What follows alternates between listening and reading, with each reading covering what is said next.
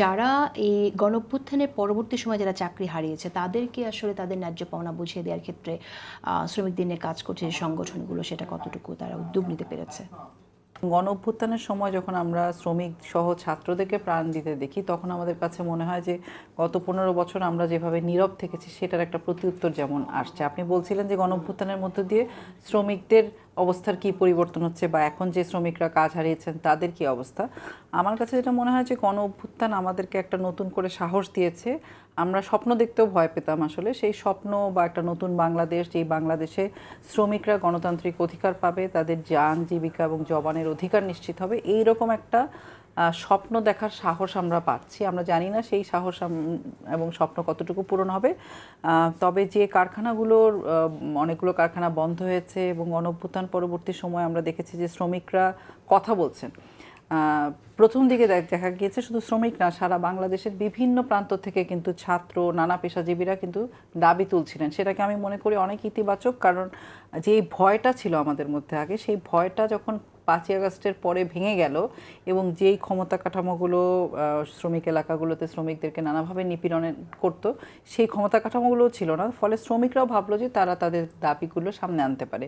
তারা তাদের মজুরির দাবি, তাদের কারখানা ভিত্তিক যে দাবি দেওয়া, সেগুলো সামনে আনলেন। নাজমা আপা যেটা বললেন যে 18 দফা তখন সরকার, মালিক এবং আমরা একসাথে একটা মানে বাস্তবায়নের একটা এখানে অঙ্গীকার একটি হলো। বিষয় আমি একটু উল্লেখ করতে চাই, সেটা হচ্ছে যে আমরা তো এই সাহসটা দেখছি, কিন্তু আবার এমনও দেখছি যে অনেককে উস্কে দেয়া হয়, যেখানে যথার্থ কারণ হ্যাঁ, নেই আমি আন্দোলনের, আসলে ওই কিন্তু ওই উস্কে আলাপটাতেই দেওয়ারও যাচ্ছি। ব্যাপারটা আপনি যেটা আছে। সেটাকে বলছিলেন যে আমরা কিভাবে বুঝবো যে কোনটা আসলে মানে আমরা আন্দোলনের আসলে জন্য? যদি এই বর্তমান সময়টাকে গত 15 বছর বা তার আগের যেই রাজনৈতিক সরকার ছিলেন যারা, তাদের হিসাব নিকাশ থেকে হিসাব করি, তাহলে হয়তো আমাদের একটু ভুল হবে। আমরা একটা নতুন রাজনৈতিক বাস্তবতার মধ্যে আছি। অনেকেই চায় যে গণঅভ্যুত্থানের যে অর্জন, সেই অর্জনটাকে নস্যাৎ করার চেষ্টাও কিন্তু এর মধ্যে আছে।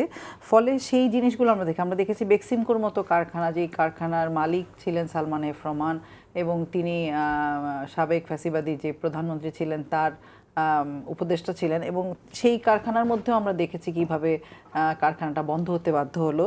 এভাবে কিন্তু অনেকগুলো জায়গায় আমরা দেখেছি যে যে অর্জন, সেই অর্জনটাকে নস্যাৎ করার জন্য কেউ কেউ সুবিধা নেওয়ার চেষ্টা করছে। শ্রমিকদের যে দাবি, সেই দাবিগুলো যাতে অর্জিত না হয় বরং ভিন্ন খাতে যায়, সেটার একটা চেষ্টা আমাদের কাছে মনে হয়েছে।